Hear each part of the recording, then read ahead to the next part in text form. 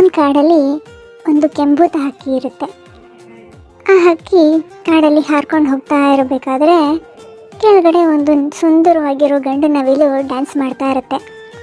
ಅದರ ಗರಿ ಬಿಚ್ಚಿ ನೃತ್ಯ ಮಾಡ್ತಾ ಇರೋ ಅದರ ಸೌಂದರ್ಯ ನೋಡಿದಾಗ ಕೆಂಬೂತಕ್ಕೂ ಆಸೆ ಆಗುತ್ತೆ. ನಾನು ಈ ಥರ ನವಿಲ್ ಥರ ಬಣ್ಣದ ಪುಕ್ಕಗಳನ್ನೆಲ್ಲ ಹೊಂದಿದ್ರೆ ಎಷ್ಟು ಚೆನ್ನಾಗಿರ್ತಾ ಇತ್ತು ಅಂತ. ಅದು ಹೋಗಿ ನವಿಲ್ ಹತ್ರ ಕೇಳುತ್ತೆ, ಹೇ ನವಿಲಣ್ಣ, ನೀನೆಷ್ಟು ಸುಂದರವಾಗಿ ಡ್ಯಾನ್ಸ್ ಮಾಡ್ತಾ ಇದೆಯಾ, ನಿನ್ನ ಗರಿಗಳು ಎಷ್ಟು ಬಣ್ಣವಾಗಿ ಸೂಪರಾಗಿ ಕಾಣಿಸ್ತಾ ಇದೆ. ಇದೇ ರೀತಿ ಗರಿಗಳು ನನಗೂ ಬೇಕು. ನೀನಲ್ಲಿರೋ ಒಂದಷ್ಟು ಗರಿಗಳನ್ನ ನನಗೆ ಕಿತ್ಕೊಡು, ನಾನು ಅಂಟಿಸ್ಕೊಂಡು ನಿನ್ನಷ್ಟೇ ಸುಂದರವಾಗಿ ಬಿಡ್ತೀನಿ ಅಂತ ಕೇಳುತ್ತೆ.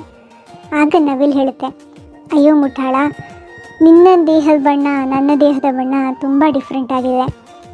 ದೇವರು ಎಲ್ಲರನ್ನೂ ವಿಭಿನ್ನವಾಗಿ ಮಾಡಿರೋದು, ಅವರವರ ಸೌಂದರ್ಯನೇ ಅವ್ರವ್ರಿಗೆ ಸೂಕ್ತವಾಗಿದೆ. ಹಾಗಾಗಿ ಬೇಡ, ನನ್ನ ಗರಿಗಳನ್ನ ಕಿತ್ಕೊಂಡು ನೀನು ಅಂಟಿಸ್ಕೊಂಡ್ರೆ ನೀನು ಯಾವತ್ತೂ ನವಿಲಾಗೋದಿಲ್ಲ ಅಂತ ಬುದ್ಧಿವಾದ ಹೇಳುತ್ತೆ. ಆದರೆ ಕೆಂಬೂತ ಕೇಳೋದೇ ಇಲ್ಲ. ನೀನಿವಾಗ ಗರಿಗಳನ್ನ ಕೊಡ್ತೀಯೋ ಇಲ್ವೋ ಅಂತ ಹಠ ಹಿಡಿದು ಅಲ್ಲೇ ಕುತ್ಕೊಂಡ್ಬಿಡುತ್ತೆ. ಆಗ ನವಿಲು ಸರಿ ಆಯಿತು ಬಿಡು ಅಂಥೇಳಿ ತನ್ನಲ್ಲಿದ್ದ ಒಂದಷ್ಟು ಗರಿಗಳನ್ನು ಕಿತ್ತು ಅದಕ್ಕೆ ಕೊಡುತ್ತೆ. ಆಗ ಆ ಕೆಂಬೂತ ತುಂಬ ಖುಷಿಯಿಂದ ಕೊಂಡಾಡಿಕೊಂಡು ಕೈಗೆಲ್ಲ ಆ ನವಿಲು ಗರಿಗಳನ್ನ ಅಂಟಿಸ್ಕೊಂಡು ಅಂಟಿಸ್ಕೊಂಡು ನದಿಯಲ್ಲಿ ತನ್ನ ಬಿಂಬ ನೋಡ್ಕೊಳ್ಳುತ್ತೆ. ಓಹ್, ನಾನು ಎಷ್ಟು ಸುಂದರವಾಗಿ ಕಾಣಿಸ್ತಾ ಇದ್ದೀನಲ್ಲ, ನಾನು ನವಿಲಾಗ್ಬಿಟ್ಟೆ ಅಂತ ಗರ್ವದಿಂದ ಬೀಗ್ತಾ ಇರುತ್ತೆ. ಕಾಡಿನ ಸುತ್ತ ಒಂದು ರೌಂಡ್ ಹಾಕ್ಕೊಂಡು ಬರೋಣ ಅಂತ ಹೋಗುತ್ತೆ. ಕಾಡೆಲ್ಲ ರೌಂಡ್ ಹಾಕ್ಕೊಂಡಾಗ ಎಲ್ಲ ಪ್ರಾಣಿಗಳು ಇದನ್ನು ತುಂಬ ವಿಚಿತ್ರವಾಗಿ ನೋಡ್ತಾ ಇರುತ್ತೆ. ಇದೇನಪ್ಪ, ಇದ್ರ ದೇಹಕ್ಕೆ ನವಿಲ್ ಪುಕ್ಕಗಳನ್ನೆಲ್ಲ ಅಂಟಿಸ್ಕೊಂಡು ಈ ರೀತಿ ವಿಚಿತ್ರವಾಗಿ ವರ್ತಿಸ್ತಾ ಇದೆ ಈ ಪಕ್ಷಿ ಅಂತ ಈ ಎಲ್ಲ ಪ್ರಾಣಿಗಳು ಅದನ್ನು ನೋಡಿ ನಗೋಕ್ಕೆ ಶುರು ಮಾಡ್ತವೆ. ಎಲ್ಲ ಪ್ರಾಣಿಗಳು ಅದನ್ನು ಗೇಲಿ ಮಾಡ್ತಾ ಇದ್ದಾಗ ಅದಕ್ಕೆ ತುಂಬಾ ಬೇಜಾರಾಗೋಕ್ಕೆ ಶುರುವಾಗುತ್ತೆ. ಅದು ಅಳ್ತಾ ಕೂತಿದ್ದಾಗಲೂ ಅದಕ್ಕೆ ಯಾರೂ ಸಮಾಧಾನ ಮಾಡೋದಕ್ಕೆ ಬರೋದೇ ಇಲ್ಲ. ದೂರದಲ್ಲಿ ನಿಂತು ಎಲ್ಲ ಪ್ರಾಣಿಗಳು ಪಕ್ಷಿಗಳು ಎಲ್ಲ ನಗ್ತಾ ಇರ್ತವೆ. ಅದು ಕಡೆಗೆ ಹತ್ಕೊಂಡು ಹೋಗಿ ನವಿಲುಗಳ ಗುಂಪಲ್ಲಿ ಸೇರ್ಕೊಳ್ಳೋಕೆ ಹೋಗುತ್ತೆ. ನಾನು ನವಿಲು ನೋಡಿ ನನ್ನನ್ನು ನಿಮ್ಮ ಗ್ರೂಪಲ್ಲಿ ಸೇರಿಸ್ಕೊಳ್ಳಿ ಅಂತ ಹೋಗುತ್ತೆ.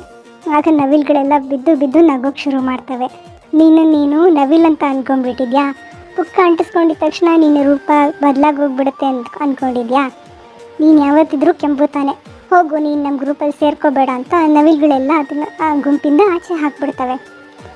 ಆಗ ಮತ್ತೆ ಅದು ಬೇಜಾರಿಂದ ತನ್ನ ಹಳೆ ಕೆಂಬೂತಗಳ ಗುಂಪಿಗೆ ಹೋಗುತ್ತೆ.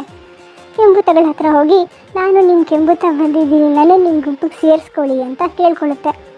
ಆಗ ಅವೆಲ್ಲ ನಿನ್ನ ಮೈ ಬಣ್ಣ ಬೇರೆ ಥರ ಇದೆ, ಇನ್ನು ಯಾವತ್ತೂ ನಾವು ನಮ್ಮ ಗುಂಪಿಗೆ ಸೇರಿಸ್ಕೊಳ್ಳೋದಿಲ್ಲ, ಇಲ್ಲಿಂದ ಹೊರಟೋಗು ಅಂತ ಹೇಳ್ತವೆ.